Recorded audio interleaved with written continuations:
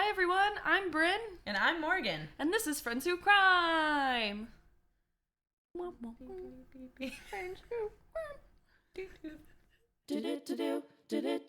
Friends Who Crime. Hi Morgan. Hi Bryn. For those of you who may not know me personally, Morgan is one of my very best friends. She usually resides in California or Colorado, but she is in Austin this week visiting, and I knew I had to have her on the podcast while I could. So Morgan, What's up? tell us a little bit about yourself. Who are you? I'm Morgan. Yes. And I don't know. I know you because we met in music school. Mm-hmm. And then now I'm a backpacking guide in Yosemite, and I teach ski lessons in Steamboat Springs in the winter. And yeah, just kind of like a gnome. Yeah. Just going around. A gnome. Doing gnomish things. I love that. And yeah, like, surprise, surprise, I have another UT music friend on the podcast. People are used to it by now. They're like, yeah, another one. Another That's music the sum friend. of our lives is each other. It's true. We always joke that we share one brain cell, and kind of every time we see each other, we trade off the brain cell. Yeah, keeping it warm, like protecting the it. like the eye in Hercules with the fates, just kind of tossing it around. So we talked about how we know each other. What is your relationship with true crime? Do you like it? Do you hate it? Are you indifferent? Where are you at? I like it. I don't know a lot about it, but I listened to another podcast like years ago when I would walk my dog, and I was really into it, and I got too into it, admittedly, to the point that like every man that I saw, or really every human that I saw as I was walking, I thought like, you're gonna murder me. And, yes. And so, like, naturally, I just was kind of like, I'm going to gain some distance from this. But I enjoy, like, the spooky stuff, and, yeah, I'm excited to know more. Yeah. Yeah. Yeah, that does tend to happen when you listen to a lot of it. You have to kind of, I don't know, disassociate the actual world from, like, the stories that you hear. Because I'm over here listening to true crime, like, at least an hour a day. Like, Dude, nice. It just... After a while, you're like, yeah, all this shit happens, but, like, I can't live in fear. See, I'll get there. Right now, it's like, everyone might be a serial killer. I don't know. And you're not wrong. Well, let's get on to my Brinterruption. I literally just recorded an episode, like, not even an hour ago with Nico. Last week's episode is, I just recorded that, so we're recording this back to back, so I don't have much to say. I don't know. I got my oil changed. Hey, you got your nails done. I got my nails done. Yeah, they look real. They're peachy. I'm getting my hair done tomorrow. Yeah. Girl stuff. Girl stuff. Girl dinner. Girl dinner. Other than that, Streamway, Ohio, I guess. Even more corn. Even more corn, bitches. If you can believe it. Even more. Today, we're talking about the one, the only, Selena Quintanilla. And yeah, I'm gonna butcher the Spanish, so please just roll with it. But you know the bitty bitty bum bum, Selena. Bitty bum bum. Yes. Yeah.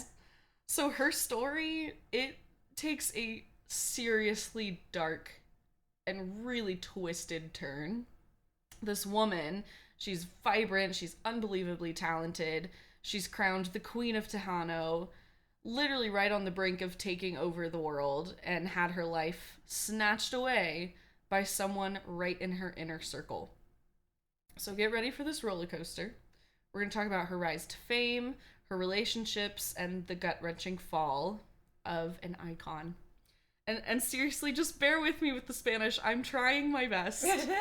I live in Texas, so I have, like, sort of a feel for Spanish, but I never took it in high school or anything. I took French because it was hipster. Yeah, I don't know. I mean, to be fair, we call Guadalupe Street Guadalupe, so Yeah. it's not really saying a lot to be in Texas, but I would definitely be much worse than what you're gonna do. Yeah. So. Like, San Jacinto is San Jack. Yep. Cesar Chavez is just Cesar Chavez. Yep. Cesar Chavez. Here we are. Tex-Mex. I don't know if menchaca, is that a Spanish word? Because we just say manchac. Yeah. which is way off. That's just omitting a letter. I know. So picture this. Selena Quintanilla Perez bursts onto the scene on April 16th, 1971, down in Lake Jackson, Texas. She was the baby of her family, the youngest of 3 kids born to Marcella and Abraham Quintanilla Jr. Now, her dad, Abraham Jr., this dude was a musician himself, and he clocked Selena's insane talent from day one. There's actually a quote. He said her timing and pitch were perfect, and I could see it from day one. That's the quote. So really proud papa. Yeah. Around 9 or 10 years old, Selena starts jamming with her older siblings.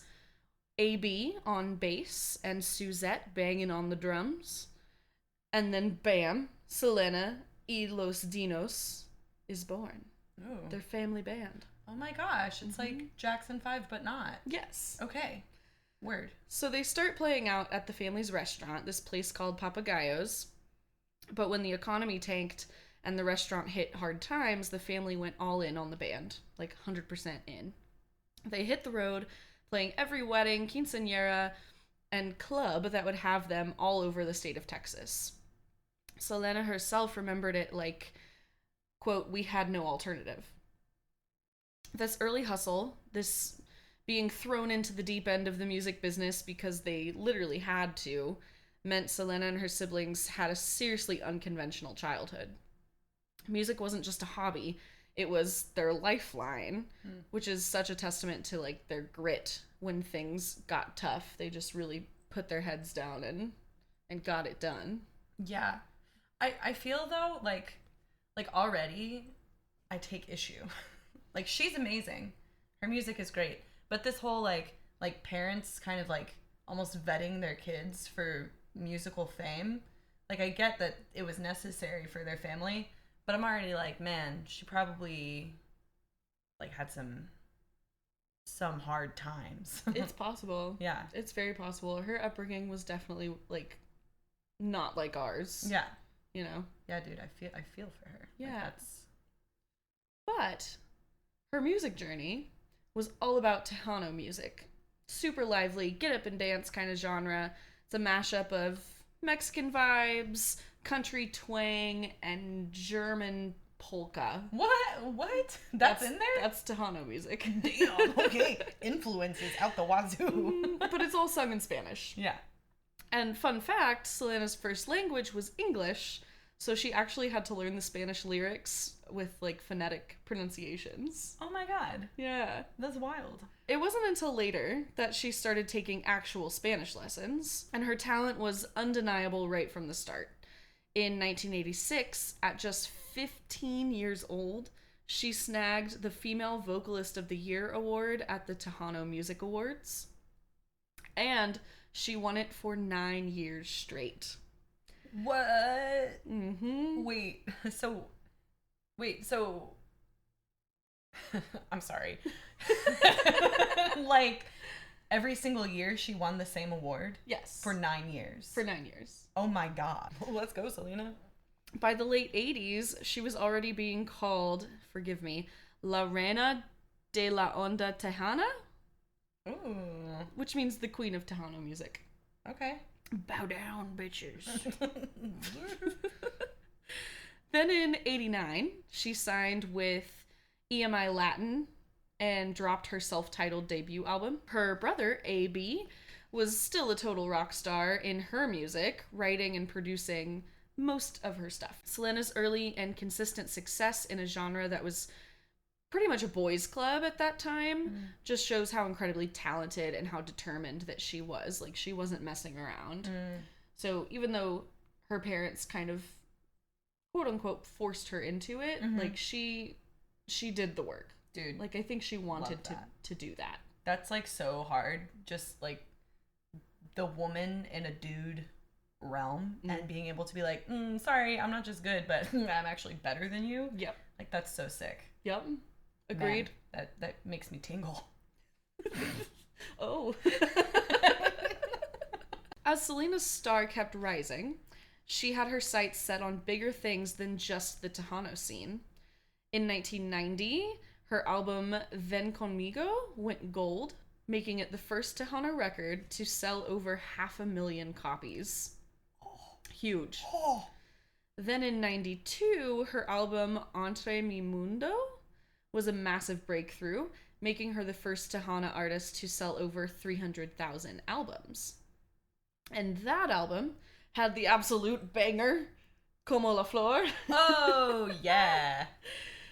The same year, despite her dad initially being a little hesitant, Selena married Chris Perez, the super talented guitarist in her band. So the brother is now, what, out? He's still like writing and playing bass for her. Oh, word. He's the bassist. Okay. Yeah, but Chris was her guitarist. So very like classic musician love story. Two band members fall in love and Love that. make music together. It's perfect. Not just music, am I right? 1994 was a monumental year for Selena. Her Selena Live album snagged her a Grammy for Best Mexican American Album, which was a major milestone because she was the first female Tejano artist to win that award ever. Wow. Talk about a queen. Oh my god. Her album, Amor Prohibido, Oh yeah. also released that year. It was a massive hit, became one of the best-selling Latin albums in the US, but she wasn't just about the music. Selena was a businesswoman as well. Okay? She's got it all. She opened 2 boutiques called Selena Etc.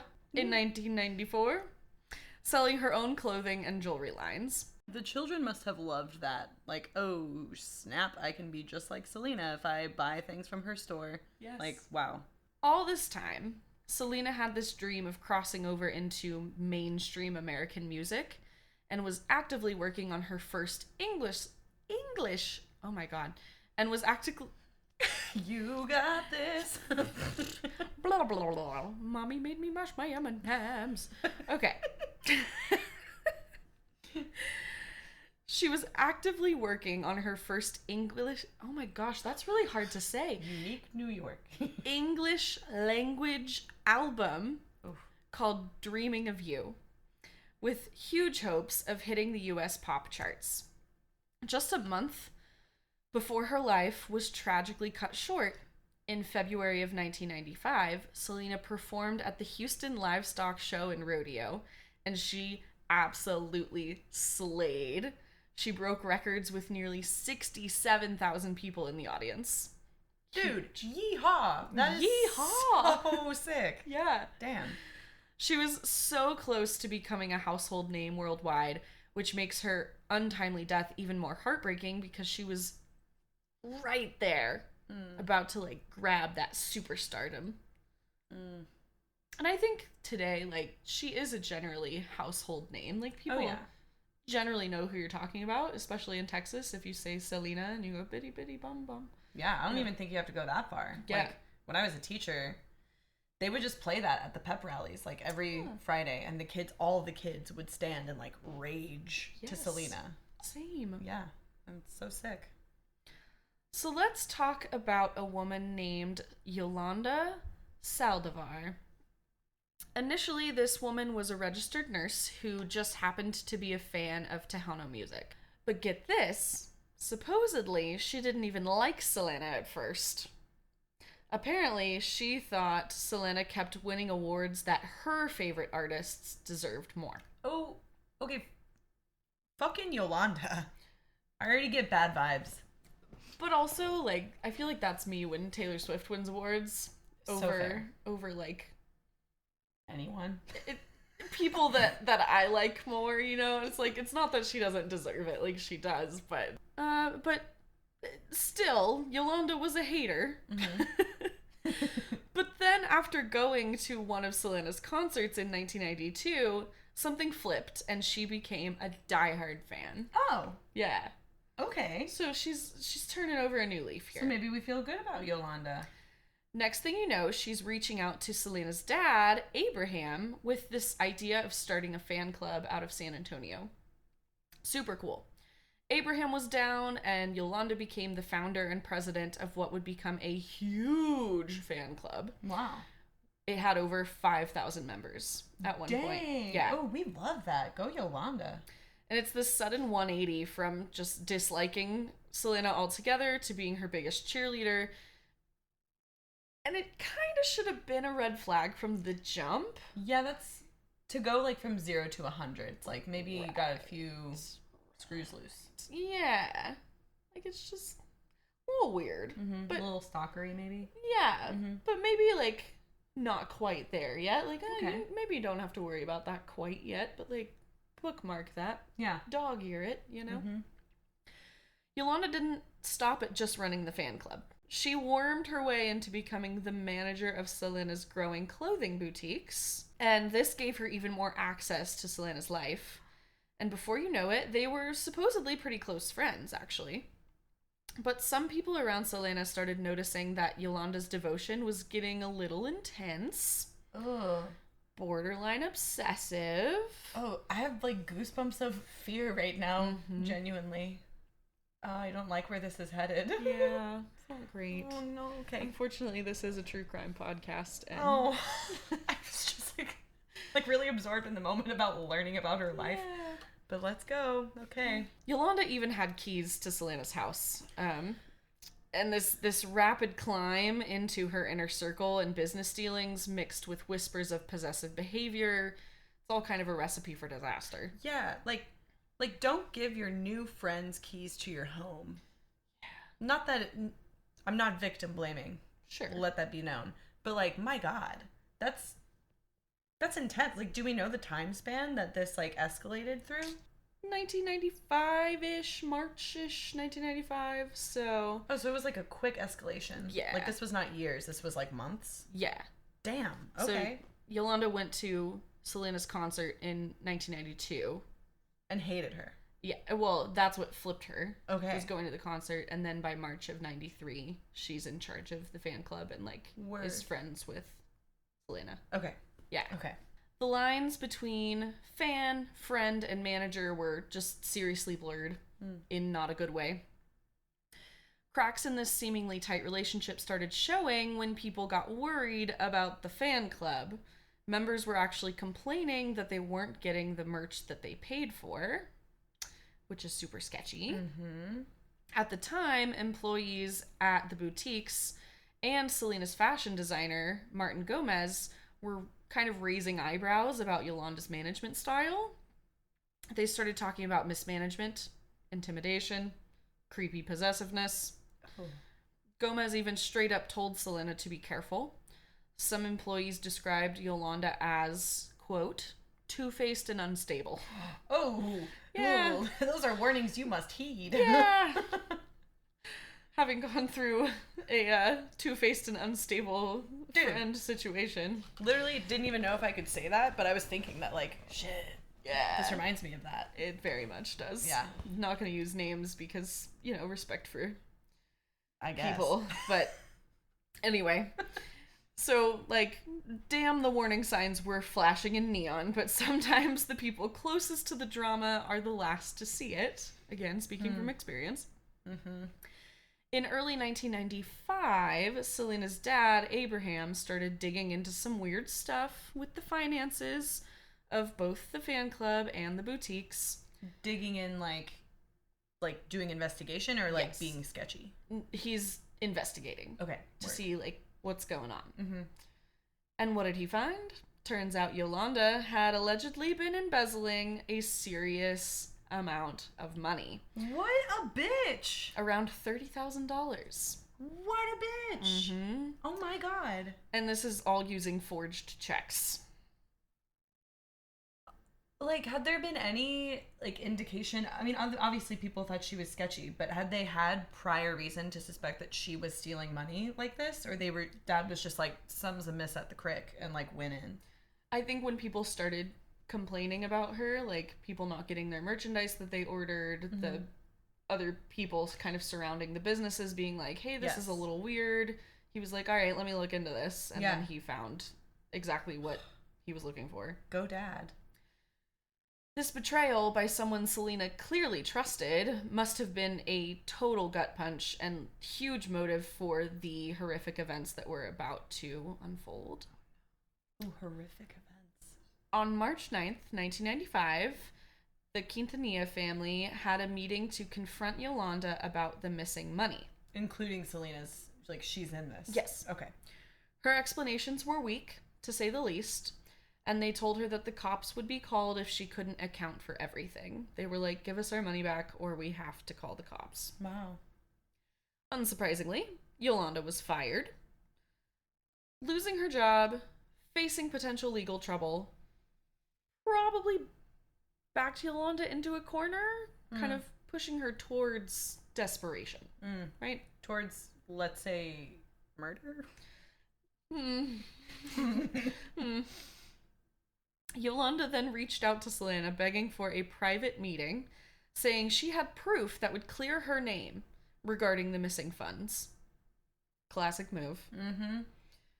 Initially, she wanted Selena to come alone, but being the smart cookie she was, Selena brought her husband Chris along on March 30th. Nice. Surprise, surprise, Yolanda didn't have all the financial documents that she claimed she had. This insistence on a private meeting, coupled with her stalling tactics, screams that she had something else entirely on her mind besides proving her innocence. Did she know prior to the meeting that Chris was coming? I don't believe so. Dude, that is why you get a husband. Yeah. Like, bring that hoe everywhere. Yeah. Yeah.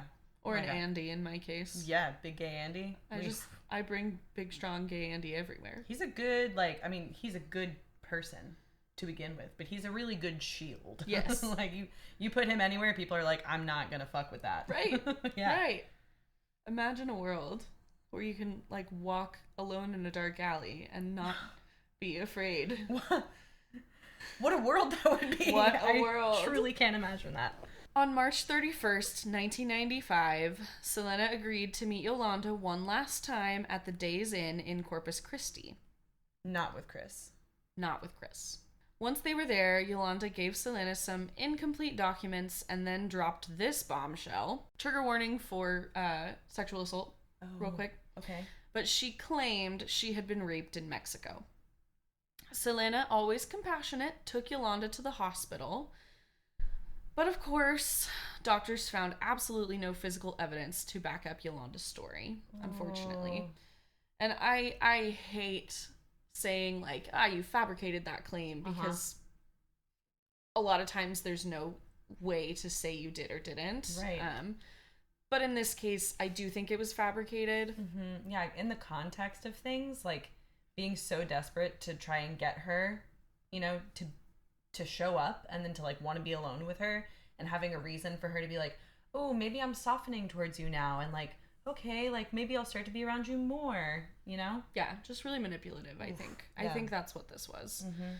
And she was trying to buy more time to avoid handing over, like, the financial records and the money. Mm-hmm. So back in that motel room, Selena's patience had clearly run out.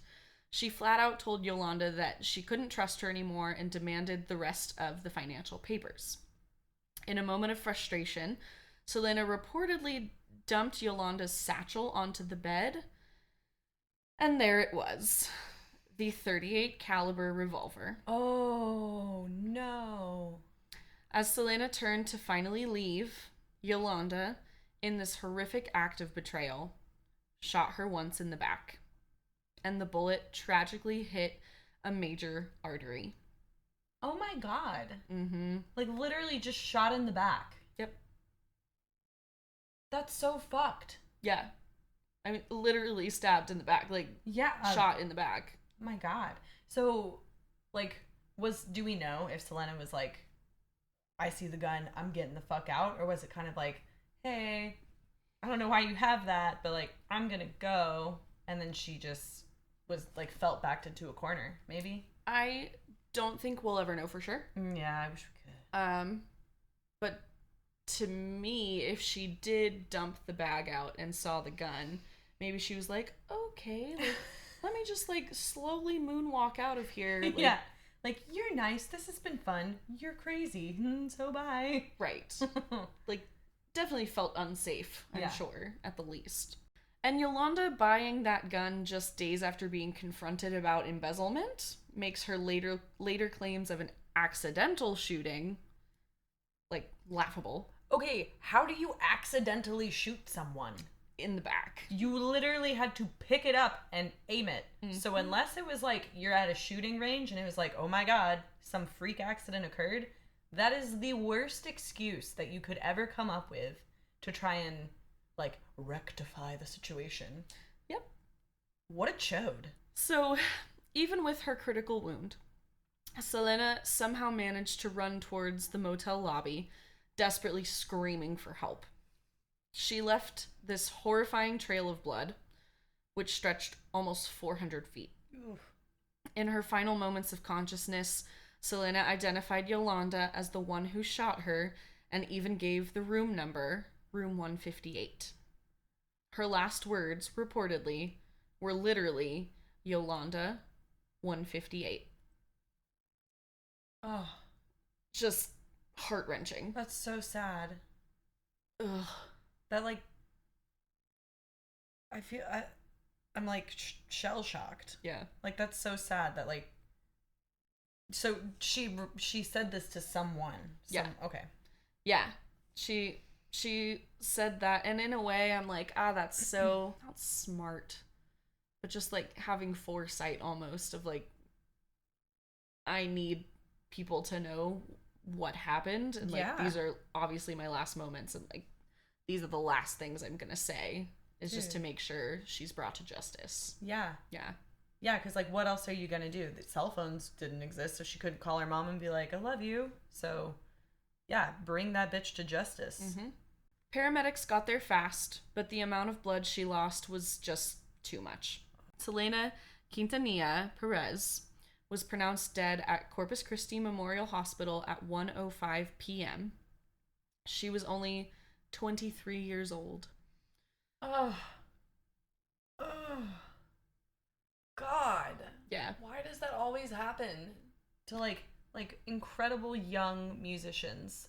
Just seems like so often. It's just really tragic, and part of why I wanted to cover this case is because it does hit so close to home as a musician. Like, and like as you get more of a following, like there's more people who you don't know personally that are coming to your shows and listening to your music, and they develop a parasocial relationship with you in this day and age, and then things happen. Yeah, it's so easy for people to like idolize like somebody that they're seeing in a public space as like being the person on the stage or on the pedestal, especially like for her being such a like outspoken like representative of the Mexican community and being able to like make Tejano music so approachable for people. Who wouldn't be obsessed with that? Right. And like when you're an unhealthy human being with a fucked up brain, that like respect becomes like unhealthy obsession and like I want to wear your skin type vibes. Yes. That's awful. In the immediate aftermath, Yolanda barricaded herself in her pickup truck in the motel parking lot and started this like hours-long standoff with the cops because she's a B-word. How do you stand off in a truck? She like barricaded herself, so she has a gun and she's in the truck and it's locked and she won't let anybody in. Wow. And so they just have to stand there until she comes out of the truck, I guess.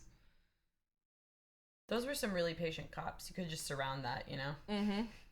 For a grueling 9.5 hours, she kept police and FBI negotiators at bay. So certainly she peed in her truck. It's not an important detail, but I'm like, there's no way. Maybe the adrenaline, I don't know. Throughout the whole ordeal, Yolanda stuck to her story that the shooting was an accident and that she had meant to take her own life. No. Sorry. And then also, like, if that were the case, why'd you stay in your truck for 9.5 hours like a suspicious guy? She's not doing herself any favors. Eventually, she did surrender and was taken into custody. This extended standoff not only showed how unstable Yolanda was, but also seemed like a desperate attempt to control the narrative, like right from the get-go. Mm-hmm. News of the murder sent shockwaves around the whole world, really, triggering this immediate and overwhelming wave of grief from her millions of fans in the US and especially in Latin America. Vigils and memorials popped up everywhere, and radio stations played her music nonstop. It was a true testament to the profound impact she had on so many people's lives. Tens of thousands of mourners lined up to pay their respects during her public viewing. It was this incredibly sad, but also really powerful display of the love and adoration that people had for her. In a gesture of respect and remembrance, the then Texas governor, George W. Bush, declared April 16th as Selena Day. The sheer scale of the public's reaction just underscored Selena's immense cultural significance and the deep connection she had with her fans. Wow. So every April 16th, you can celebrate Selena Day in Texas. Oh my gosh. I love that. Because the media attention and public interest were so intense, Yolanda Saldivar's trial was moved from Corpus Christi to Houston. It was a huge deal, often called the trial of the century for the Latino community. Wow. The significance of this trial kind of highlights not only the massive cultural impact, but also the community's collective need for justice. Like, they had her back. Mm-hmm. The media coverage was insane, even drawing comparisons to the O.J. Simpson trial. Wow. During this trial, the prosecution laid out Yolanda's own confession, where she admitted to shooting Selena during an argument about the embezzlement allegations. On the other hand, the defense tried to argue that it was a tragic accident, claiming Yolanda meant to kill herself. But the prosecution pointed out this crucial detail. Yolanda, being a trained nurse, didn't even attempt to help Selena or call for help after shooting her. Oh, that's such a good thing for them to point out, because you're so right. Like, if she accidentally shoots someone that she cares about, you better know she's putting pressure on that wound, bro. Right. So to just be like, oh no, she ran 400 feet and left a blood-ass trail, and I just, like, no. That's, like, you can't even, there's no two ways about it. Like, you can't have it both ways, Yolanda, to say that, like, oh, I didn't mean to, but also I'm gonna fess up to it. Mm-hmm. And that's the thing. Like, and I didn't come across whether she confessed and then recanted, or if she just, like, confessed unofficially. Like, I don't know exactly what it was, but it did come up in court. Mm-hmm. So it pretty much, this whole being a nurse and not even trying, pretty much destroyed her accidental shooting claim. Yeah. In the end, the jury saw through all of her BS. On October 23rd, 1995, Yolanda Saldivar was found guilty of first-degree murder. She got a life sentence with the possibility of parole after 30 years. She does not deserve the parole. I agree. Yeah, she's clearly, like, insane. Like, it wasn't just like a, I don't know, like a spur of the moment, you know, I think I'm gonna shoot someone. Like, this was, not that that's okay. Yeah. But, like, this was, like, premeditated. First and, like, degree. Certainly she was gonna try to do this the first time, but Chris was there. Right. The verdict, though, brought a sense of relief and a measure of justice for Selena and all the fans who were still really heartbroken. Selena's impact on the music world still is huge. Selena Gomez talks about Selena a lot and, like, her inspiration from there, among a ton of others as well. She's recognized as one of the best-selling Latin music artists of all time, selling around 18 million albums worldwide. Wow. Her posthumously released album, Dreaming of You, came out in 1995 after she had lost her life. It made history by debuting at #1 on the Billboard 200 chart, which was a first for a Latina artist. Oh my god. Oh, that makes me want to cry that it was, like, released after she died. Wow. That's haunting. Mm-hmm. Wow. That's a good word for it, haunting. Yeah. She's also credited with popularizing the super catchy techno... I'm not going to say this right. Techno Technocumbia? Cumbia. Technocumbia? Yeah. Yeah, that sound. She's credited with making that popular. That's so cool. Selena's music continues to inspire and influence a whole new generation of artists, including big names. I got ahead of myself here. Like Becky G, Beyonce, Jennifer Lopez, Selena Gomez. Her groundbreaking music paved the way for so many other Latin artists as well to find success in the mainstream. Mm-hmm. And she was more than just a musician. She was a cultural icon that took the Queen of Tejano music title really seriously. Sometimes she was even called the Mexican Madonna. Oh my god. Which like is... Madonna, like Madonna, or like Lord Jesus? I think it's Cone Bra Madonna. Okay. I think that's what they're going for there. Word. I get that. Yeah. Either way. Her influence went way beyond music. She had her fashion, beauty, broader cultural norms. For so many young Latinas, Selena is still an incredible role model, a symbol of pride, empowerment. She just fearlessly embraced her culture and identity and just put it all out there for everybody. Mm. Her legacy has been cemented with a statue, a wax figure at Madame Tussauds, a ton of TV documentaries, and there's an iconic biopic film starring Jennifer Lopez playing Selena. I need to see that. Even recently in 2025, a new documentary called Selena y los Dinos, the name of her family band, premiered at the Sundance Film Festival recently. Wow. Further highlighting her enduring story. Yolanda became eligible for parole in March 2025 after serving her 3 decades for murder. This just happened. Yeah, literally like a month and a half ago. And her parole was denied. Yes! Yes! If it had been approved, there would be hell to pay. There would be chaos in the streets, Yeah. for sure. And her next review isn't until March 2030. Oh, okay. So we've got 5 more years. So they just keep letting you, like, maybe this time we'll change our... Yeah, it kind of cycles around. And unfortunately, every single time you have a parole hearing, victim impact statements have to happen to help keep them locked up. Yeah. So her family and her fans and other people kind of surrounding her murder have to come back every 5 years from now on and tell them about how awful it was. Dude, I'll go. I will go. Right? You and a ton of other people. Yeah. You know what I mean? The Quintanilla family expresses their gratitude for the decision to not grant parole, deny parole, saying that justice continues to stand for Selena. This ongoing denial of parole is a stark reminder of the severity of her crime and this sort of like never-ending pain that her family and fan base will always feel.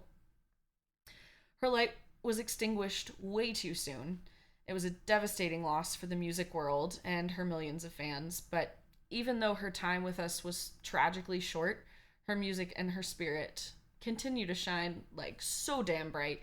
And that is the story of the murder of Selena. Oh my god. Like I said earlier, it just hits really close to home. And unfortunately, this kind of situation has happened since then and probably will continue to happen. Yeah. So if you're in the entertainment industry, just keep that in mind. Like, you just never know what people's intentions are. I think of Christina Grimmie. She was a YouTuber, went on The Voice, really talented, and she was doing a meet and greet, and a fan just like whipped out a knife and stabbed her. And, my god. And she was just gone like that. And it just freaks me out a lot. That's terrifying. Yeah. Because, I mean, even, like, it doesn't really matter what scale you're on. Like, there are crazy people everywhere. So whether you're, like, doing a couple gigs a month or, like, famous or, like, world famous like Selena was, like, there's gonna be weirdos out there, man. And they can, you know, it's like, what the fuck do they say? Like, the sheep wearing the devil's clothing or devil wearing sheep's clothing? Wolf in sheep's clothing? The devil wearing sheep's clothing? The sheep wearing devil's clothing? That was awesome. Imagine. they can present as totally normal people at first and like gain your trust, gain your respect, your love, and like make themselves irreplaceable to where you think like, oh, I need you. Like in Selena's case. Yeah. But yeah, like that's just mortifying.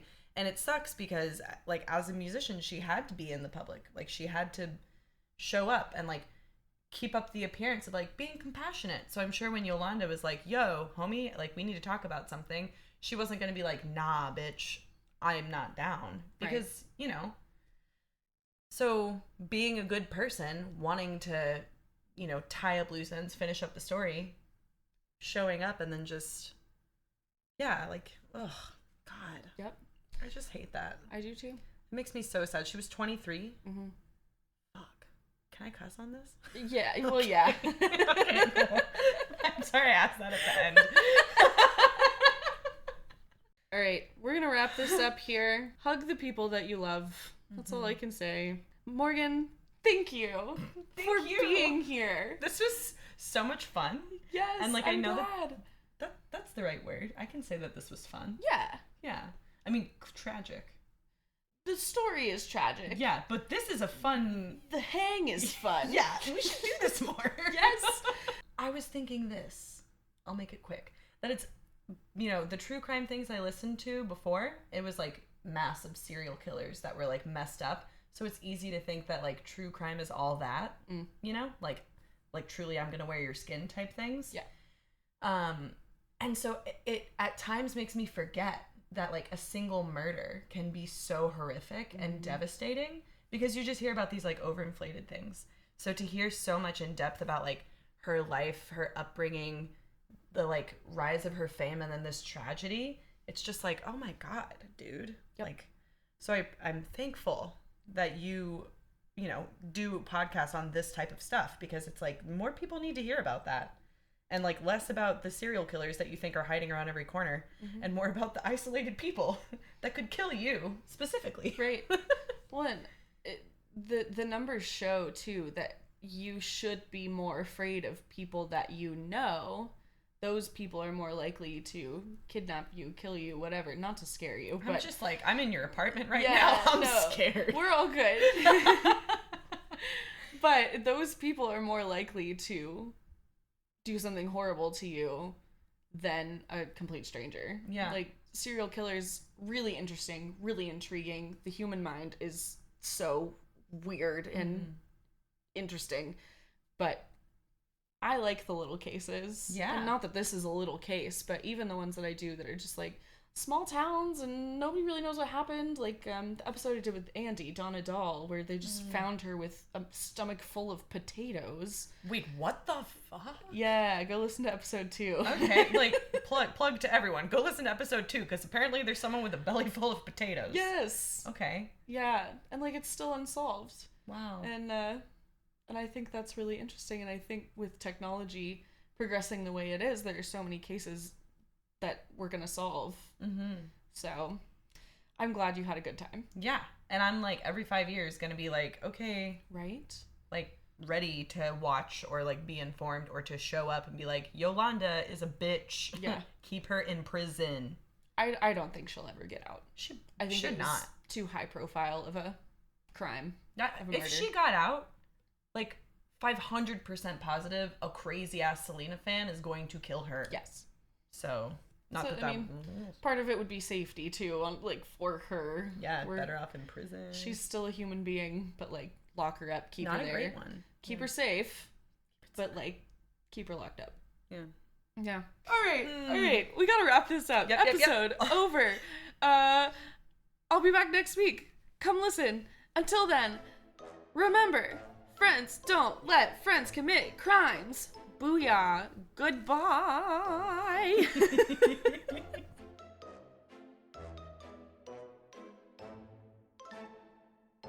All right, girly.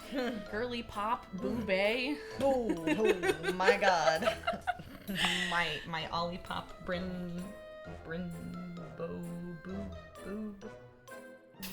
man.